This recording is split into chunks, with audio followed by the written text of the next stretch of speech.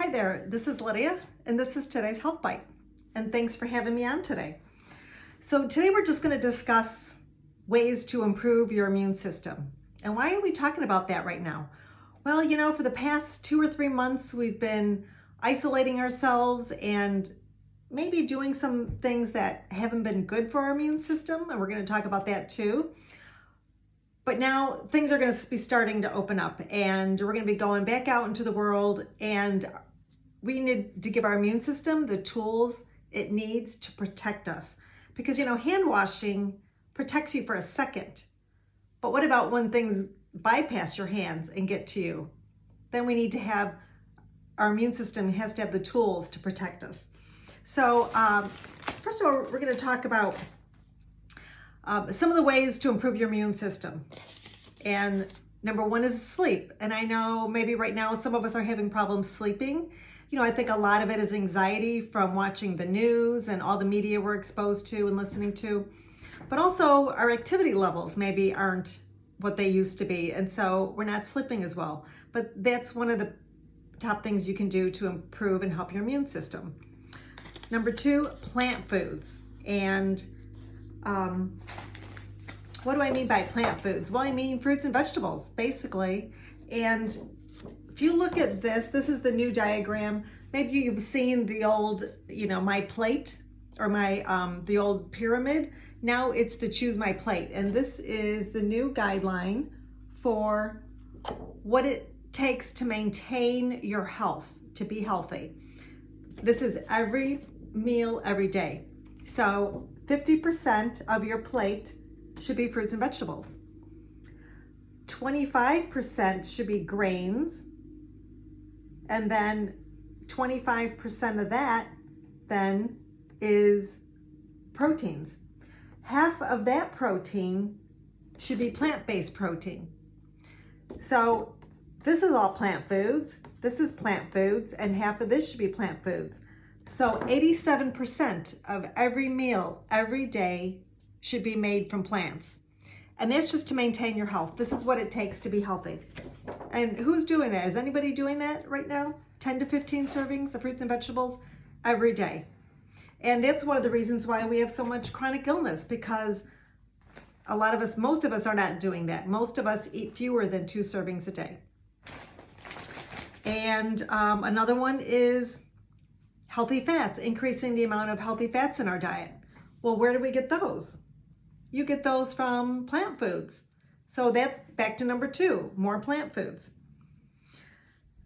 Number 4 is decreasing sugar, AKA alcohol, because alcohol, and I'm not saying we shouldn't be drinking alcohol right now, but I know people are maybe consuming more than average, and that's just another source of sugar in our diets. And so something I want to show you is this little bag, and it's pretty heavy. This is flour and sugar combined, and it's what the average American consumes in one day. This is 1 day's worth of flour and sugar. So what does this do? This causes inflammation. So if you've got pain in your joints, like your thumbs, your hands, your knees, your hips, this is inflammation in your body. And by decreasing this, you decrease the inflammation, you decrease the pain. And so it's what the average American consumes in a day. And it also destroys our immune system. So every time you do that, you're taking a hit, giving a hit to your immune system.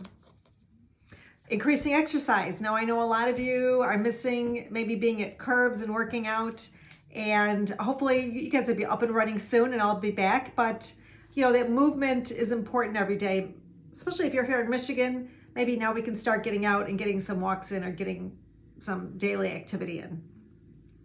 Hydrate. Water is really important too, to keep that immune system going and to keep it flushed. And manage stress. And again, exercise will help with that. So that goes back to that. But this is what the Cleveland Clinic says. And, as far as some ways to improve your immune system through diet, well, what are some of the top things? Well, one is vitamin C, right? So what are some foods that are going to improve your immune system? Number 1 is garlic. Number 2, prebiotics. So what are prebiotics? I've heard of probiotics. A lot of people take probiotics, you know, like in a pill or in a liquid. But do you eat prebiotics? And what would that be? So probiotics, by themselves, they don't help you at all. You have to feed the probiotics, and that's what a prebiotic is. It feeds the probiotics. So I think of it like Pac-Man. You know, Pac-Man, this is your probiotic, and it's hungry, and it wants to eat.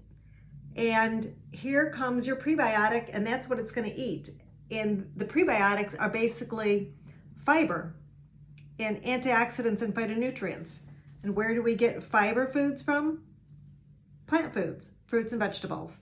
So you need to have, especially if some people spend a lot of money on probiotics, and they're just wasting their money if they're not feeding their body the fruits and vegetables and the fiber that they need every day. So prebiotics are very important. Foods that are high in vitamin C. So they say that kiwi is the highest of any food in your vitamin C. And they actually did a study on a senior population because seniors, our immune systems don't function quite up to par. And by eating one kiwi a day, they saw a huge increase in their immune benefits and their immune health. And oranges, broccoli, red peppers, all high in vitamin C. And what do you notice about these things? What do you notice?